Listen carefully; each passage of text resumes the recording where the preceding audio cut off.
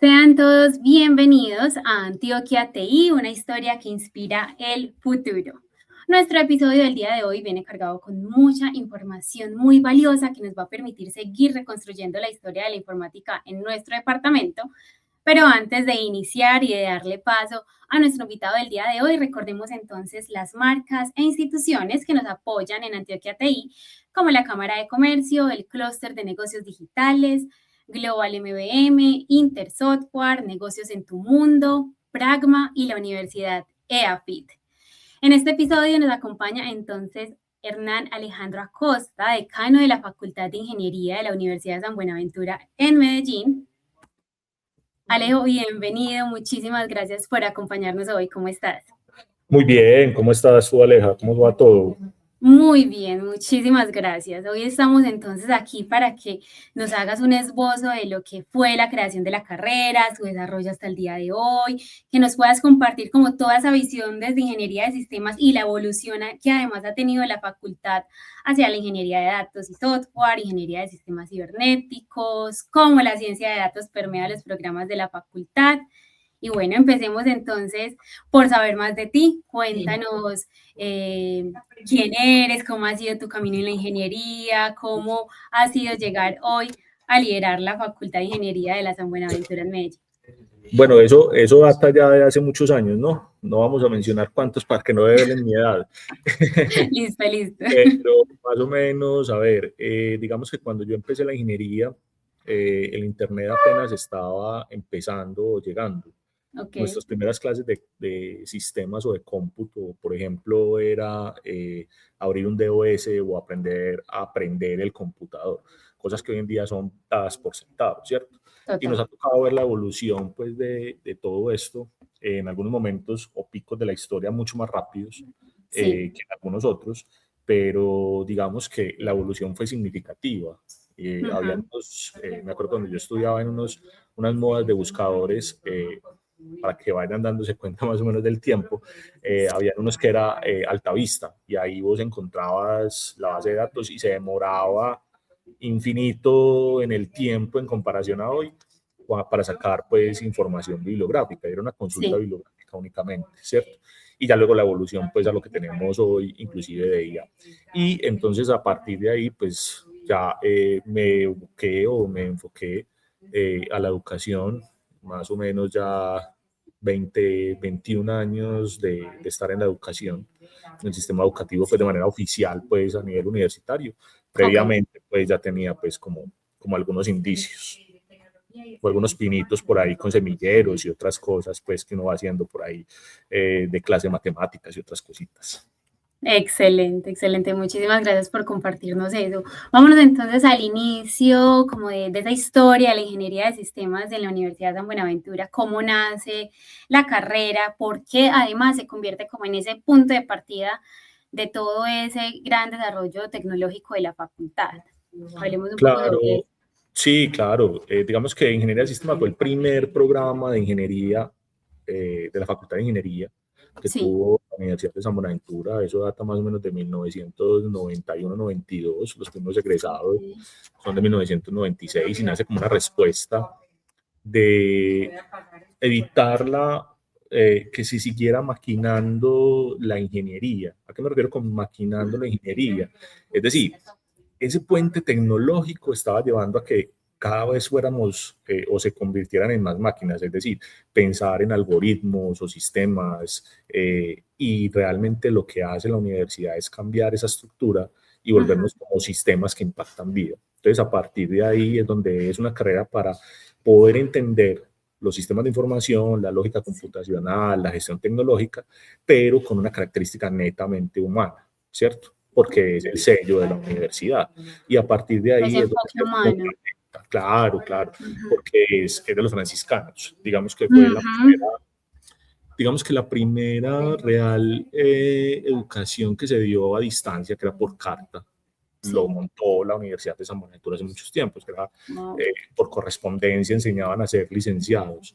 Entonces, a partir de esa característica humana, se fundamenta como, venga, volvamos los ingenieros de sistemas, no personas que están sentadas en un computador viendo algo, algoritmos y lógica como tal, sino personas que pueden interactuar desde lo humano y el desarrollo humano.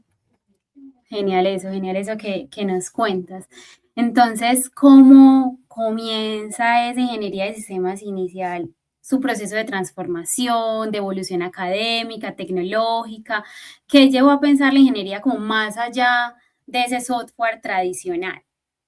Claro, imagínate que a partir de ingeniería de sistemas se crean programas de especialización que fueron muy revolucionarios en su época, que hoy nos posiciona fuertemente en el mercado, como es Sistemas de Información Geográfica, que es un posgrado que nosotros tenemos y fue el primero, digamos, en Colombia de esto. Es básicamente que poderse ubicar en un lugar, en un contexto. Entonces, con eso, la respuesta a tu pregunta más o menos viene dándose en que Sí. nosotros somos seres que interactúan en un contexto, en una región, Ujú, en un territorio.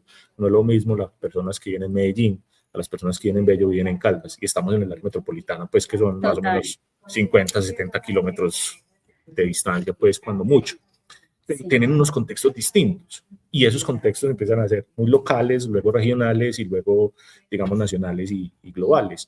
Entonces esa condición nos lleva a nosotros a poder entender que la ingeniería de sistemas va creciendo, se Ujú, adapta y va incorporando preguntas como yo no solamente construyo un software, sino ujú. cómo entiendo un sistema complejo que me empieza a integrar datos, personas, procesos, tecnologías, y entonces ahí es donde la reflexión nos lleva a ampliar esa mirada, a pensar la ingeniería como un ecosistema y no como programas aislados.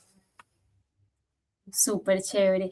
Entonces, todo este transitar, Alejo, aparece entonces la ingeniería de datos y de software, pero ¿qué está pasando en ese momento en el mercado, en el territorio, que los hizo ver como esa necesidad de dar ese paso?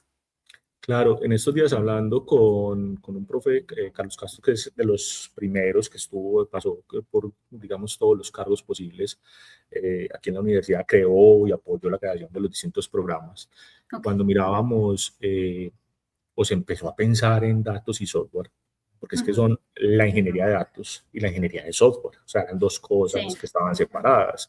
Y empezar a decir, venga, es que vamos a migrar o a evolucionar de ingeniería de sistemas a una integración de ambos conceptos, empieza a ser una condición muy disruptiva, inclusive en nuestro propio concepto de evolución y pasarlo por la palabra. Entonces ahí es donde se empieza a necesitar y entender que sin datos no hay software.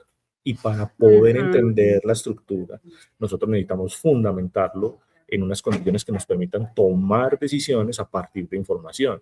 Y eso es donde se reconoce el valor que no solamente es programar, sino en diseñar arquitecturas de datos que nos permitan analizarlos, interpretarlos, convertirlos en conocimiento, que además de convertirlos en conocimientos que sean útiles para la sociedad y obviamente para los sectores productivos que tenemos en desarrollo y producción y aporte de país. súper chévere ese enfoque y ese aporte, Alejo. Hablamos también de ingeniería de sistemas cibernéticos y en este momento, más que nunca, y seguramente así seguirá siendo, estamos en un mundo donde la inteligencia artificial está muy presente, seguirá cada vez más presente, los sistemas inteligentes, y hablamos también de ingeniería de sistemas cibernéticos. Cuéntanos esto qué significa este enfoque, por qué es tan clave en un mundo pues como tan atravesado por la IA. Claro, mira que esto nace hace mucho tiempo, o sea, la IA viene de tiempos mucho más atrás de lo que nosotros la venimos escuchando.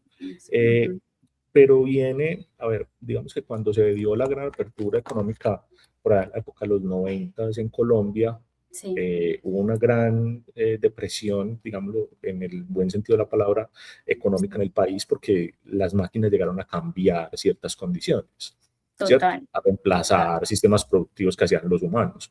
Ujú, Entonces, ingeniería de sistemas cibernéticos nace como, venga, vamos a integrar lo físico, lo digital, pero lo humano, ¿cierto? Es decir, nosotros ya no estamos pensando solamente en la tecnología para reemplazar al humano, sino cómo el humano tiene a su servicio la tecnología para poder tener esa evolución.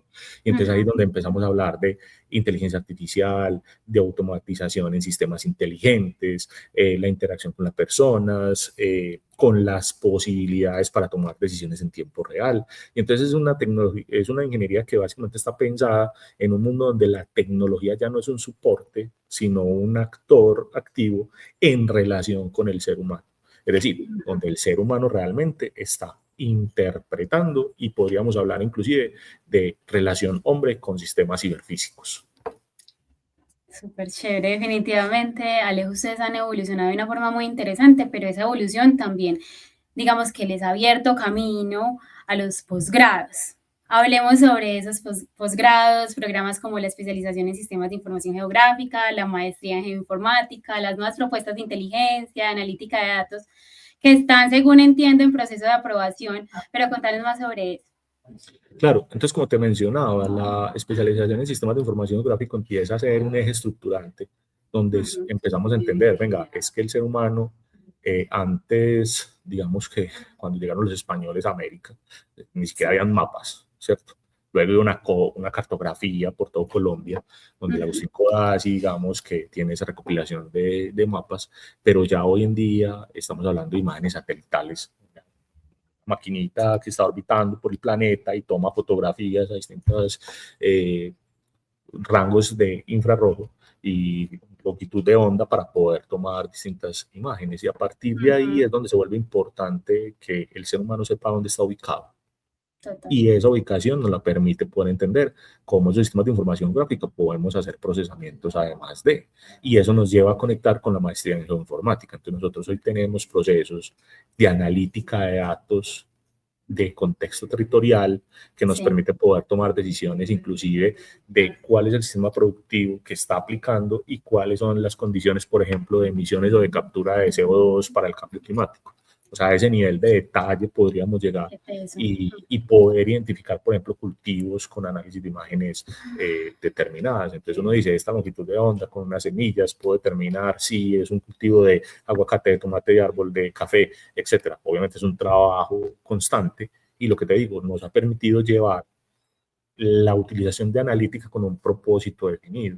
Y es que poder ubicarnos en un contexto, en un territorio y poder analizar ese territorio en función de la evolución.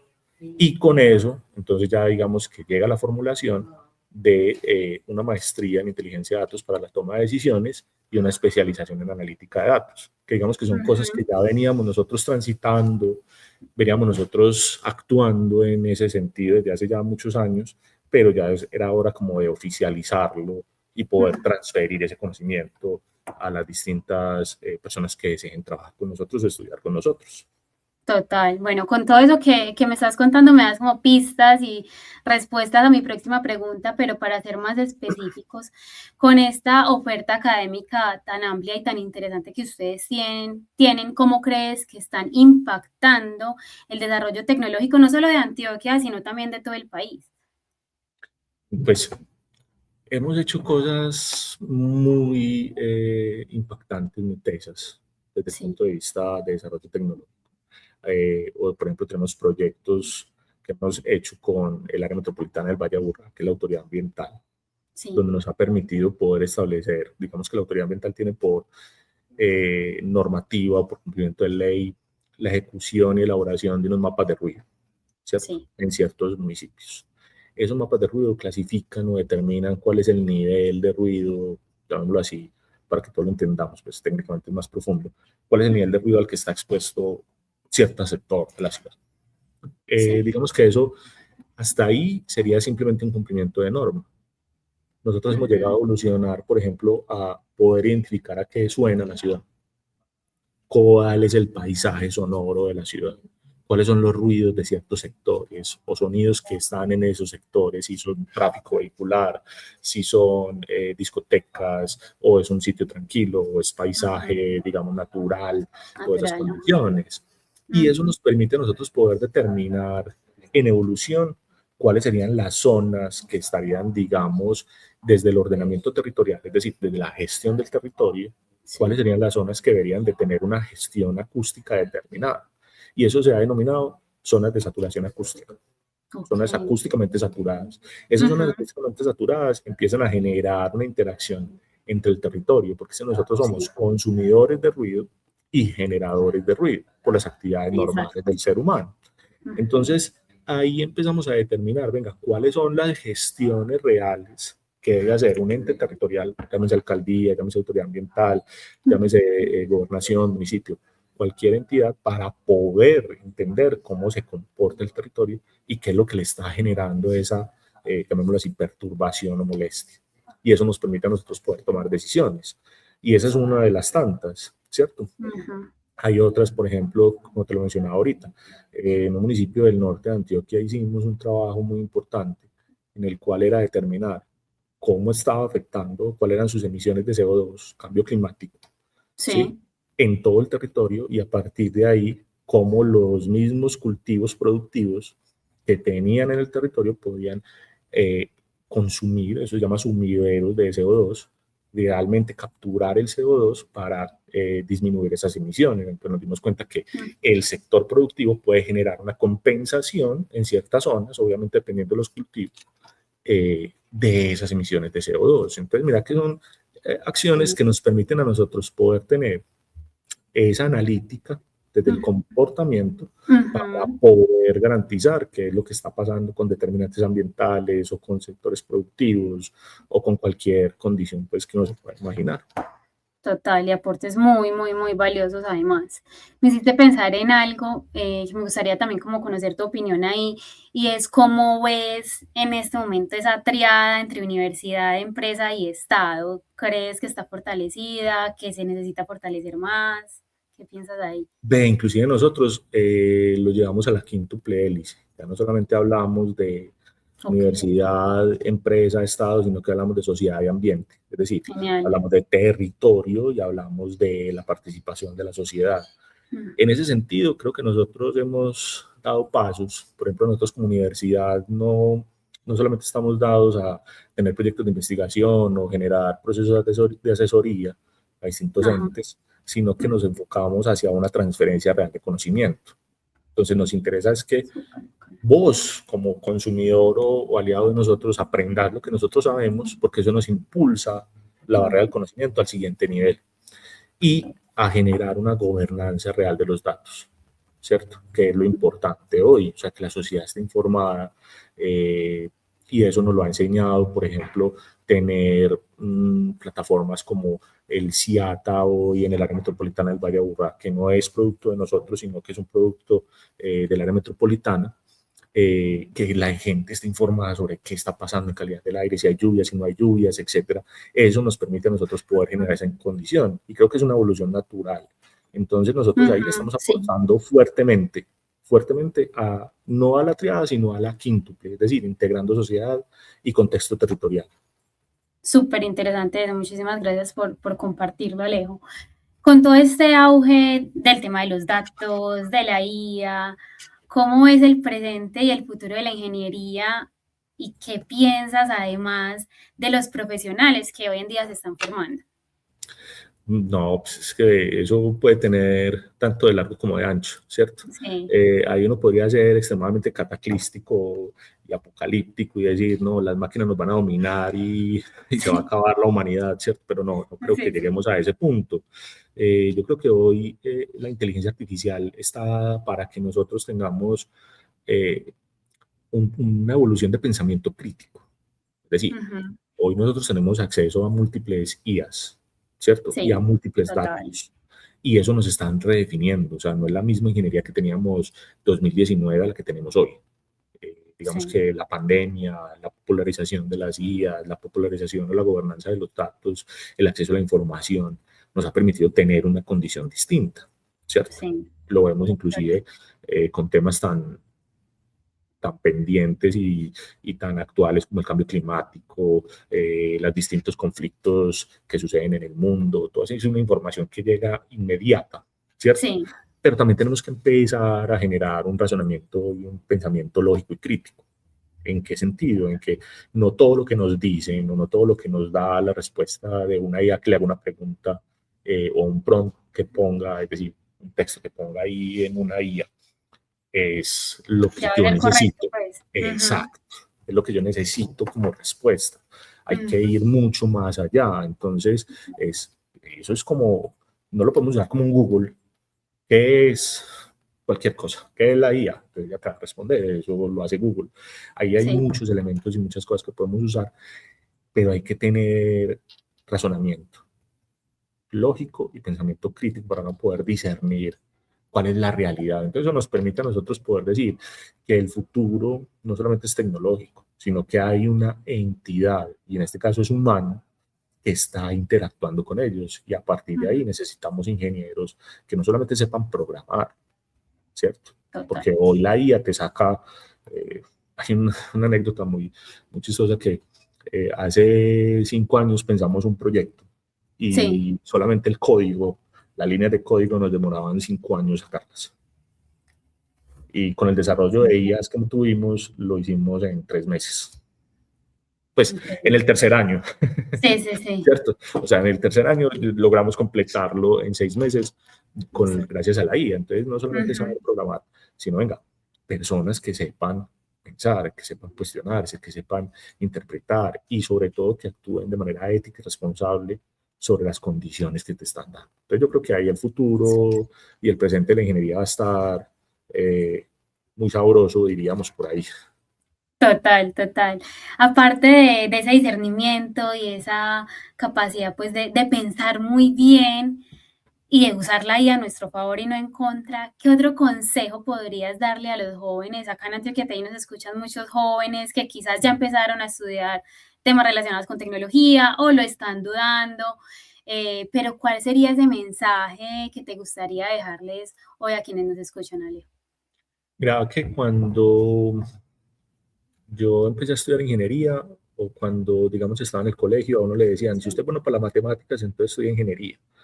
Ujú. Pero yo creo que más, obviamente hay que gustarle un poquito. Las Claro, matemáticas son fáciles o difíciles, o sea, uno puede perder o no un curso, digamos, mientras que está estudiando, eso no es sí, determinante, total, pero por lo menos que te apasione preguntarte. Y hay una condición muy clara que es lo que nosotros hemos tratado de entender aquí en la universidad y es que no somos aislados, somos un sí. trabajo en red. Es decir, estamos pensando y trabajando con otras áreas y con otras profesiones. El ingeniero Ujú. antes resolvía problemas. Necesito Sí, cruzar un puente, entonces decía, pongamos 2 tablones y hagámoslo resistente para. Y luego llegaron los arquitectos y dijeron, no, venga, pero es que el puente se ve más bonito si lo hacemos con cierta estructura, ¿cierto? sí, Y luego llegaron, no sé, los desarrolladores o la gente dijo, venga, es que no tengo que pasar solamente personas, sino que tengo que pasar ganado, tengo que pasar vehículos o tengo que las evoluciones que hayan tenido, pues. Entonces eso nos permite a nosotros no solamente crear y pensar y concebir un problema, que digamos que es la base, pero sí, también que podamos expresar soluciones. Entonces ahí no solamente es ver la ingeniería como un aspecto técnico, venga, vamos a tener esto, sino como realmente tener una forma de entender y transformar el mundo. En mi época no existían los celulares cuando yo estaba joven. Entonces vos ujú, para conquistar o llamar a una amiguita o empezar a tener una novia era por teléfono fijo, ¿cierto? ujú, Y nos claro, encontramos en tal parte y si no llegaste a esa parte o te perdiste, no sabíamos hasta que no nos volviéramos a encontrar, ¿cierto? sí, Y todos los aparaticos que tenemos, celulares y estos audífonos, estos micrófonos y todas las cosas del computador, además de ser una interpretación del arte desde una visión de analítica o de interpretación de la naturaleza, termina siendo una transformación en ciencia que se vuelve cultural, ¿sí? Y eso es lo que se propicia gracias a la ingeniería o al estudio de la ingeniería. Entonces yo creo que sí, ahí son poder utilizar todas esas herramientas que son hoy, digamos, muy potentes para poder sí, llegar al siguiente nivel. O sea, si nuestros antepasados llegaron a podernos hoy tener ese disfrute de computadores, tablets, relojes inteligentes, celulares, redes sociales y demás, la pregunta es, ¿y de aquí en adelante qué vamos a hacer? Alargar la vida del ser humano, volvernos más longevos, el secreto de la eterna juventud, yo qué sé, todo eso podrá lograrse gracias a la ingeniería. Si tenemos esa total, creatividad, pues exploten esa creatividad, sin miedo al total. error. sin miedo al Sin éxito, como dirían por miedo, ahí. total. Sí, sí, sí, atreverse. Total, Alejo, muchísimas gracias. No sé si ya para ir cerrando pues nuestra conversación y este capítulo de Antioquia TI que ha sido realmente muy valioso y te lo agradezco. ¿Quieres agregar algo más? ¿Te gustaría dejar algún comentario adicional? Pues ahí simplemente yo quisiera agregar que, digamos, en la San Buenaventura, nosotros en la Universidad de San Buenaventura Ujú, buscamos es esa formación de ingenieros con un ujú, sentido humano, que sean sí, capaces de construir un futuro basado en la generación de conocimiento con sí. datos y sobre todo con una capacidad de relacionamiento y de poder tener esa integración en lo humano. Nosotros no somos, o hemos llegado al punto donde hemos llegado porque somos seres relacionales, Ujú, ¿cierto? ujú, Y esa relación es lo que tenemos que mantener. Hoy nuestras formas de relacionarse van cambiando. Antes, digamos que hacían señales de cómo comunicarse de una montaña a otra, hoy simplemente cogemos el celular y lo llamamos o simplemente ya texteamos, ¿cierto? Eh, total. pero la comunicación y el relacionamiento es fundamental. Las famosas Y e importantísimas habilidades blandas. nosotros la llamamos Power Skill, Excelente, porque no creemos que existan blandas ni duras, excelente. sino habilidades que nos van a dar poder en el futuro. Y ahí es donde Que van a nosotros tenemos ese potenciar. desarrollo. Sí, Ujú, comunicación asertiva, pensamiento lógico, razonamiento, ujú. bueno, una serie de cosas Escucha. que son fundamentales. La escucha asertiva es muy fundamental. Total. Bueno, no, muchísimas gracias, Alejo, por acompañarnos hoy en Antioquia TI, por todo lo que hacen también desde la San Buenaventura para aportar al crecimiento y al desarrollo de la industria TI en nuestro departamento, en nuestro país. Muchas gracias nuevamente, Alejo, por acompañarnos. No, Aleja, a ti, muchas gracias y excelente labor la de Antioquia TI. Esperamos que nos sigan Muchísimas. volviendo a invitar por aquí. Claro que sí, siempre bienvenido y los invitamos a todos a seguir muy pendientes de los próximos episodios de Antioquia TI, una historia que inspira el futuro. Chao, chao, chao, Alejo, mil gracias. Chao, chao.